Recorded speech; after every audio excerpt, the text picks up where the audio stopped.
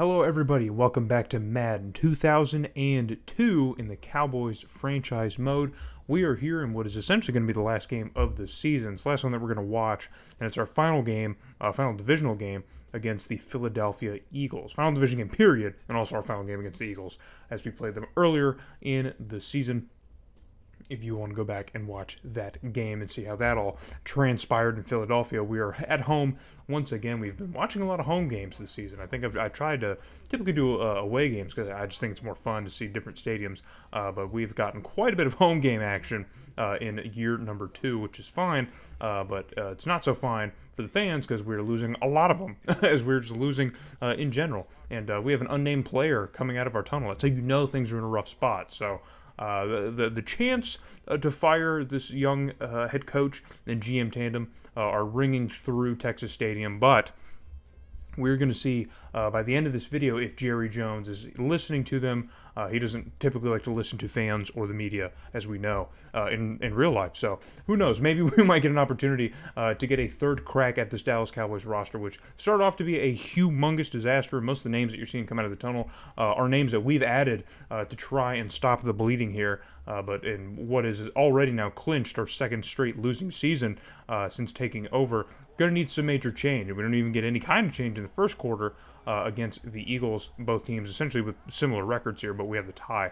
But the Eagles are moving the football here in the second quarter, just past midfield, and Donovan McNabb throws a low pass, and Thrash has to make a amazing diving grab just to continue the drive here. But on 2nd and 12, after moving backwards, the Eagles are in a tough position on a 2nd and long. Donovan McNabb rolls back, pump fakes here, wanting to make a throw on the run. Now there's a hanky on the field as he has taken all day to find an open receiver. That's typically when holds happen, but he does find an open Thrash who catches it and cuts upfield for a nice chunk gain here. But it was the center Mayberry who did get a little bit too much of the jersey, so that play is going to be wiped away. Not only wiped away, but they are going to be moving backwards as well. So now 3rd and 22. This drive is completely falling apart for the Eagles. Let's see if they can pick up, I mean, even some of this third down to make a manageable field goal here. They could even get the first down as Donovan McNabb has all day again. 0 pass rush from this Cowboys defense as Donovan McNabb unloads, and he finally finds an open receiver, and that's what's going to happen when you give the quarterback all day to find an open man. You're going to eventually give up a big first down. That's exactly what the Cowboys defense did because we have 0 pass rush. And again, that's an area I tried to beef up, but there's only so much you can do through free agency and with the draft. So on a 3rd and 9 here from about the 20-yard line, McNabb with pressure in his face tries to get it off to the right side, but it's Terrell Buckley who puts a hand on the ball here and breaks up that pass. So we finally do silence the Eagles' offensive drive here, and on a 4th and 9, they're going to have to bring out David Akers to try and get at least 3 points, and he is one of the better kickers in the game, so obviously he's going to nail that one through and get 3 points for Philadelphia. After eating up most of the second quarter here, 3.5 minutes of it, we are finally going to get the ball back, hopefully here, with some time to spare. But on a 3rd and 20, this drive is kind of falling apart, and we're going to hand it off to Michael Wiley, who makes a hurdle here. Now he's got some open space, and he's broken free here, and that's Dawkins who catches up to him and gets him by the shoestrings and brings him down by about the 50-yard line. So both defenses have given up massive 3rd and 20-plus yard situations here. Not something that normally happens here, but we get a second lease on life here on offense as Chad Pennington finds Joey Galloway, who catches this one and is brought down right at about the sticks. And so there's a challenge on the spot. I don't think it was either team. I think it might be a booth review or something. I'm not sure if they have those in Madden 2002, but either way, they're going to try and review the spot of the ball for Joey Galloway to see if he, I guess, had the first down or didn't have it, or maybe he did have it on the field, and they don't know if he did. So I'm not sure what the ruling necessarily on the field was at the time, but they are going to rule regardless that it is a first down. So we will have a fresh set of downs no matter what moving forward. So on a 2nd and 10 now from the Philadelphia about 39-yard line, Pennington drops back here. He's got enough time, unloads across the middle of the field, and finds Emmitt Smith, the running back. So Emmitt Smith is doing stuff through the air if he's not getting busy on the ground, because remember that that big 3rd and 20 conversion was from Michael Wiley, the backup running back. Emmitt Smith was not on the field for that. So, but Emmitt Smith is getting his name called here, at least as a receiver, and now running the hurry up here. His time is of the essence, under 20 seconds left to go. You think there might be a spike, but no. Chad Pennington Pinkerton's just going to run another play. He's going to zip it off to the left side, and that's Joey Galloway, one of his main men, who catches that one and has it right along the sideline, but it's not going to count. So on 2nd and goal now from Philadelphia's about 10-yard line, Chad Pennington with pressure in his face gets rid of it to Gonzalez, the rookie receiver, and he catches it for the touchdown. It's a big play by the young man right there. So we finally answer back to Philadelphia. It takes the entire first half to do so, but we do manage to do it. So there is a touchdown for your Cowboys offense. I know everyone's been waiting. Everyone's waiting with bated breath every week because it just takes so much to get any kind of points with this roster sometimes. But there you go. You have one. And it's not the familiar faces there like Reggie Bishmael or Joey Galloway, but as long as we're getting these guys involved, we are doing okay. So the first half comes to a close. 7-3 is going to be your score in Irving, Texas, and the Eagles are already getting things started here in the second half in Cowboy territory here, snapping this one from about the Dallas 43 or 44-yard line. And McNabb along the sideline finds an open receiver in double coverage, lays that one into the bucket perfectly, as that's Mitchell who catches that one and is brought out of bounds. So that's what you get from a stellar quarterback like Donovan McNabb. Maybe not Chad Pennington's maybe not making those kinds of throws. I don't think so. So on 1st and 10, they're going to hand it off to Deuce Staley, who says, "Get off of me, man!" Just shakes off. I don't know who was that. Dat Nguyen. He just threw off. He just threw off one of our linebackers and picked up enough for the first down. An amazing run by Deuce Staley. So on 2nd and goal here, they were stopped on 1st and goal, but on 2nd and goal, they're going to hand it off to the fullback, who gets into the end zone untouched, and it's a Philly touchdown. So they will retake the lead.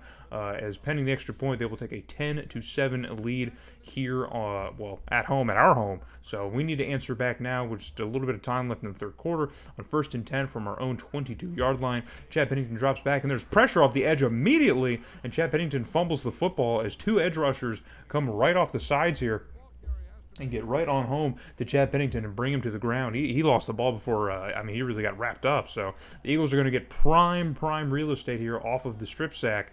And now they're going to hand it off to Deuce Staley, that man again, and he somehow is kept out of the end zone. An amazing tackle by our linebacker to keep him out of the end zone. But it's going to be about inches just to get across the goal line now for the Eagles. So on 1st and goal, with time underneath a minute here in the third quarter, everything is pretty much going Eagles right now.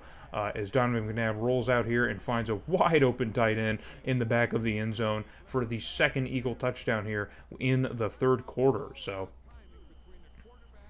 I'm not sure if you could really pick up the trend throughout our season if we're a first or second half team here, but one thing is definitely for certain, the Eagles are really laying things on here in the third quarter. So as now the score is going to be 17-7 entering the fourth quarter. So do we have a comeback inside of us to try and get our 5th win of the season? We fought for every win we do have, and we even earned a lot of the losses that we have. So we need to make something happen here. Right around midfield, Chad Pennington drops one into the bucket here, and I think that's Emmitt Smith who's catching that one. And it is, man, Emmitt Smith, the receiver. Who would have guessed, right? But he is making things happen through the air, and Chad Pennington with a very nice throw here. It's kind of like the McNabb throw from earlier, and there I was insulting him, saying he wouldn't be able to do that, but he does. So on 2nd and 10, Pennington pressure in his face, but he gets rid of it, and it's Chiaverni, the free agent receiver, who shakes off a defender and gets into the end zone for a Cowboy touchdown late in this ball game.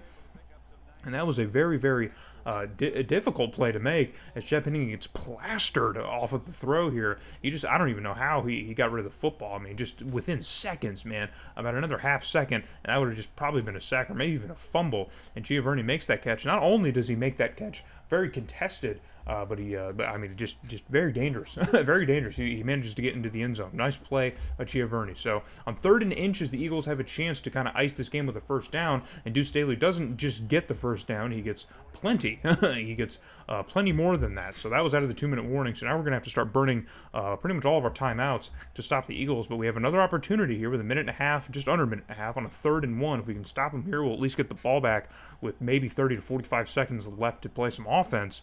But the Eagles are still killing quite a bit of time, as you can see, as they're in control here in our territory. And once again, Deuce Staley has a wide open gap in the middle of the field, and he gets the first down and a little bit more. So 2 opportunities to stop Deuce Staley in short yardage situation, and we cannot do it. So the Eagles earn their 5th win of the season as we drop to 4-9-1. And yeah, man, the losing streak continues here in the back half of our schedule. We've just performed very badly against some pretty poor opponents as well. I mean, offensively just really did not show up like we needed to. There's a lot of numbers, of course, you can analyze from looking here at the post-game stats and just kind of draw your own conclusions. One trip to the red zone versus two, third down percentage, this, that, and the other. There's a lot of things to kind of look at. The Eagles completely held the ball this entire game. That was another thing they ran. Very long drives. Chad Pennington statistically actually did some nice things, but the completion percentage, again, leaves a lot to be desired. So he might be a guy who has a decent amount of yards or touchdowns, but the completion percentage is in like the high 40s or low 50s, and that's very bad. So, depending on how you analyze that and look at that. So we're going to head back to the Hub World now, and the Cardinals have fired their coach, the Giants have fired their coach, and the Texans have went one and done with their coach. So we had a nice 4-game losing streak in the second half of this season, which kind of dispelled disaster for our season. Kind of where things went wrong. We could have at least maybe climbed our way back to 500 if we had even won a couple of those games. But we do pull off a win against the Buccaneers, who definitely went to the playoffs. So that is how year number 2 is going to end. We do manage to keep our jobs, at least for now. I wonder if when we start the offseason we'll lose it. I doubt it. But so we'll hopefully see you guys in the next offseason video to try and maybe turn this thing around in year 3, hopefully.